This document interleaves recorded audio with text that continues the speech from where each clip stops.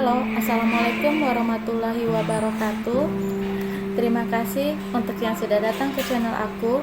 Kalau belum subscribe, tolong jangan lupa di subscribe, kemudian bunyikan lonceng, dan jangan lupa kasih like serta komentar biar aku makin semangat ya. Istri simpanan pria angkuh. Episode 7, Harus Kuat. Seharian ini Nadira hanya menangis memikirkan dirinya. Nadira tidak mengerti mengapa dirinya berada di posisi seperti ini. Nadira memandang ponselnya yang berdering. Dengan cepat Nadira mengusap air matanya saat melihat panggilan masuk dari ibunya. Nadira mengangkat panggilan telepon setelah berhasil mengatasi suara tangisnya. "Ibu," ucap Nadira. "Halo nak, Dira lagi apa? Kenapa lambat angkat telepon ibu?" ucap Erna. "Iya, halo bu. Tadi Dira lagi di kamar mandi bu," ucap Nadira yang mengusap air matanya. Nadira menutup mulutnya agar suara tangisnya tidak terdengar oleh ibunya. "Apa hari ini enggak kerja?" tanya Erna. "Kerja bu, ini lagi di toko. Kebetulan enggak ada yang beli," ucap Nadira memberi alasan. "Ibu kirain tadi lagi di rumah, soalnya sepi dengarnya," ucap Erna. "Enggak bu, kebetulan toko lagi sepi. Gimana kabar ayah bu?" ucap Nadira. Dokter yang menangani ayah menyarankan agar ayah dibawa ke rumah sakit yang lebih besar, rumah sakit yang memiliki fasilitas yang lebih lengkap. "Kalau di sini, rumah sakit fasilitasnya terbatas," ucap Erna menjelaskan dengan putrinya. Erna berulang kali mengusap air matanya saat mengingat bagaimana kondisi suaminya saat ini.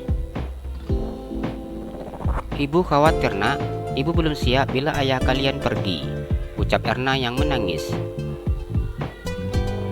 "Ibu jangan sedih, ayah pasti sembuh bu. Bulan depan kita akan bawa ayah berobat ke rumah sakit yang besar." Nadira tahu bahwa ibunya saat ini sedang menangis. "Kita nggak punya uang untuk bawa ayah ke rumah sakit yang besar. Hasil dari jual gorengan cuma bisa untuk lepas makan harian. Uang yang Dira kirim untuk sekolah adik dan juga kontrak rumah. Lebihnya untuk beli obat ayah. Ibu juga sudah memakai uang dari tetangga. Belum tahu kapan bisa dikembalikan," ucap Erna menjelaskan. "Dira dapat kerjaan bu, gajinya besar.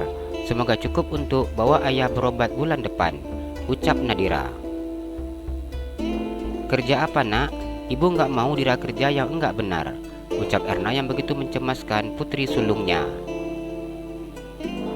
"Kerjanya halal bu, cuma jam kerjanya dimulai dari jam 8 malam sampai jam 4 subuh," ucap Nadira.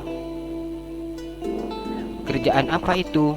ucap Erna yang begitu sangat bingung mendengar jam kerja putrinya. "Jadi pembersih toilet bu, hanya saja kerjanya di tempat warung makan yang buka 24 jam. Jadinya jam kerjanya seperti itu.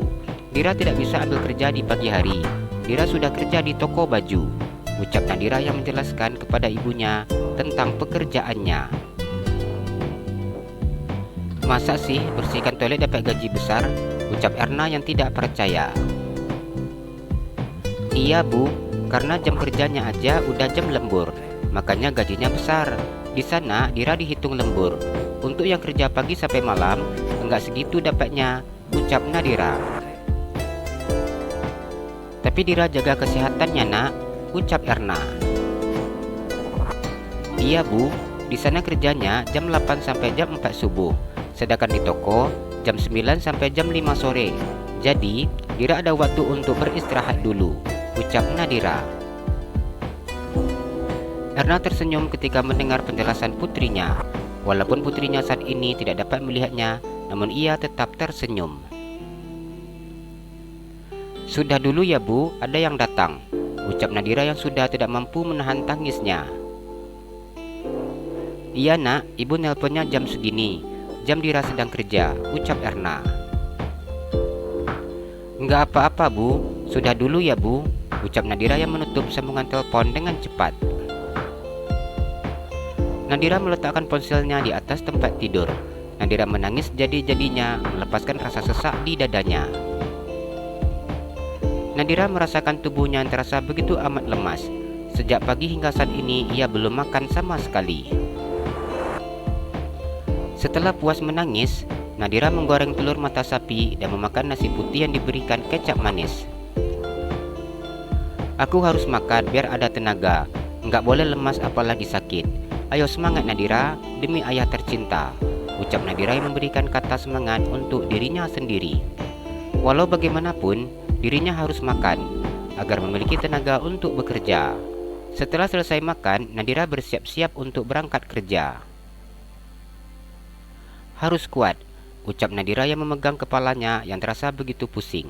Sejak tadi, Nadira hanya menangis hingga membuat kepalanya bertambah sakit. Wajahnya masih memiliki terasa sakit hingga saat ini. Semoga aku mampu untuk menghadapi ini semua. Semoga aku kuat. Nadira menangis ketika mengingat akan kembali bekerja di tempat di mana ia akan kembali mengingat peristiwa semalam. Nadira seakan tidak mampu untuk melihat tempat di mana dirinya bekerja. Kakinya gemetar, keringat bercucuran di pelipis keningnya. Saat membayangkan peristiwa itu kembali melintas di ingatannya. Berulang kali Nadira mengusap bibirnya dengan kasar, hingga bibirnya terasa perih tersapu kain bajunya. Nadira merasa kotor dan geli ketika mengingat apa yang diperintahkan oleh pria itu semalam. Kenapa aku nggak gigit aja, biar orang itu tahu rasa? Apa aku harus doakan dia nggak punya anak? Ucap Nadira yang mengingat sosok pria angkuh semalam. Tapi aku nggak tahu namanya, ucap Nadira kesal. Nadira memakai pakaian kerjanya dan memandang wajahnya di depan cermin. Walaupun dia sudah mengompres bagian wajahnya, namun warna biru dan merahnya masih belum hilang. Moga aja nggak ada yang memperhatikan wajah aku, ucap Nadira yang kembali memakai topi dan memasukkan rambut panjangnya ke dalam topi. Nadira keluar dari dalam rumah kontrakannya. Nadira hanya membawa tas yang berisi botol minuman, yang berisi air putih bersih, serta dompet dan ponselnya. Nadira berjalan menuju ke jalan besar. Pak, ada obat sakit kepala, ucap Nadira yang berhenti di warung barang harian untuk membeli obat sakit kepala. Ia berharap rasa sakit di kepalanya akan berkurang dengan meminum obat tersebut. Ada, mau berapa? Ucap pria parubaya yang saat ini duduk di kursi kasirnya. Saya mau 2 butir aja pak, ucap Nadira. Nadira mengambil obat yang diberikan oleh pria tersebut. Nadira membayar uang obatnya dan meminum obatnya 1 butir. Setelah selesai meminum obatnya, Nadira kembali berjalan kaki menuju tempat dia bekerja. Saat ini belum terlalu malam, masih jam 7, sehingga Nadira bisa berjalan kaki menuju tempat kerjanya yang memakan waktu 45 menit dari rumahnya. Nadira sudah tidak memiliki uang untuk transportasi. Ia harus menghemat uang yang dimilikinya hingga minggu depan. Hanya saja, untuk pulang di tempat kerja, Nadira wajib memakai ojek online.